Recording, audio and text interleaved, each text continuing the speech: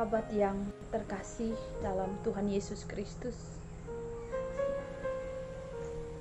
hari-hari ini kita ada dalam duka cita bersama dengan saudara-saudara kita di Nusa Tenggara Timur, bahkan di beberapa wilayah Indonesia yang lain, dikarenakan adanya bencana alam yang mengakibatkan penderitaan umat Tuhan yang ada di sana. Pertanyaan ketika kita mengalami kondisi ini adalah, di manakah Tuhan? Pertanyaan ini muncul jika kita mengalami bencana.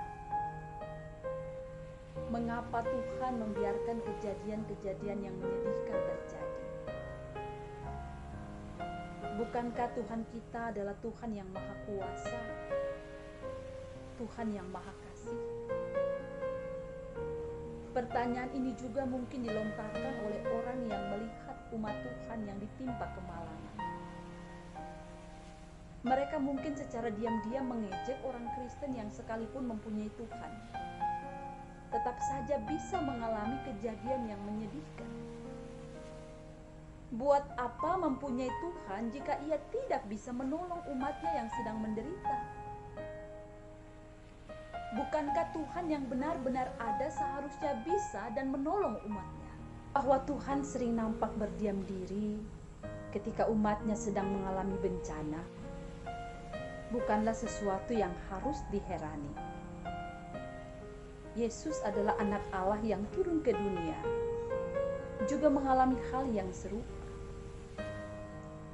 Ketika ia disalib, Allah Bapa terasa jauh. Dan karena itu ia berseru, Eloi, Eloi lama sabachthani, yang berarti, Allahku, Allahku, mengapa engkau meninggalkan aku? Walaupun demikian, sebenarnya Allah tidak pernah meninggalkan orang-orang yang dicintainya. Segala sesuatu terjadi dengan seizinnya dan membawa akibat yang sesuai dengan rencananya.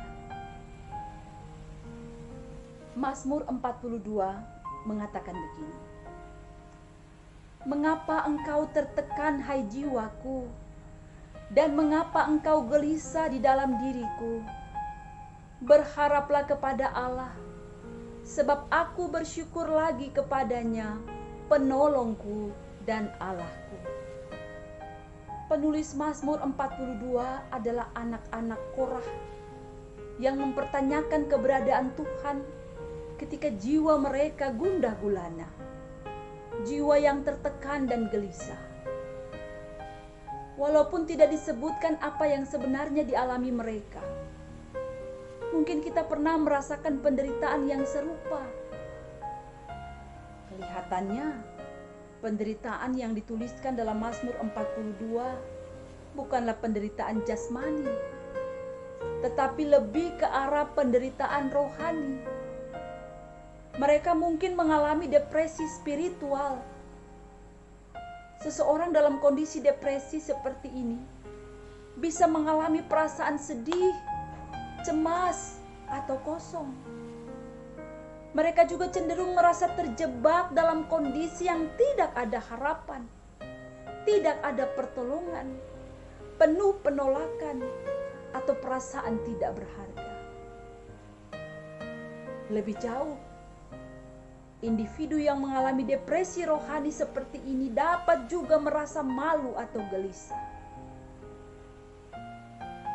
Semuanya sehubungan dengan perasaan bahwa Tuhan sudah meninggalkannya, dan ini bisa saja membuat hidup ini terasa sia-sia.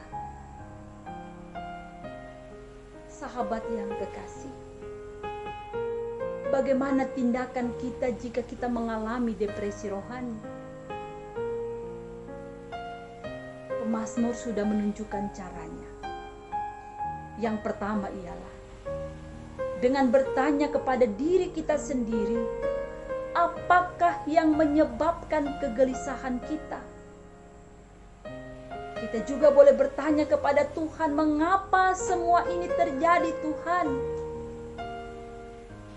Tuhan mungkin tidak memberikan jawaban secara langsung. Tetapi kita kemudian akan sadar bahwa Tuhan tahu segala apa yang terjadi dalam hidup kita.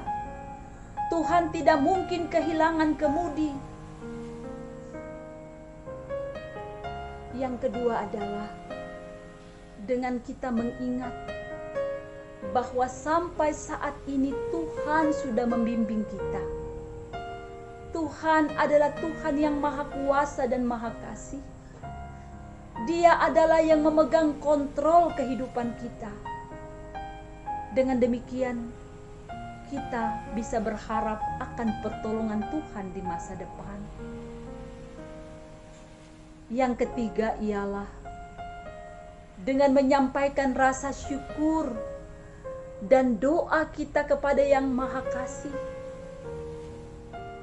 Dengan ini kita juga bisa lebih merasakan kerinduan kita kepada Tuhan yang memberi kedamaian dan keyakinan. Hanya Tuhan yang bisa menyegarkan dan menguatkan kita kembali. Dan itu yang harus kita yakini. Mazmur 42 ayat 1 mengatakan begini. Seperti rusa yang merindukan sungai yang berair, demikianlah jiwaku merindukan Engkau, ya Allah. Tuhan memberkati kita semua.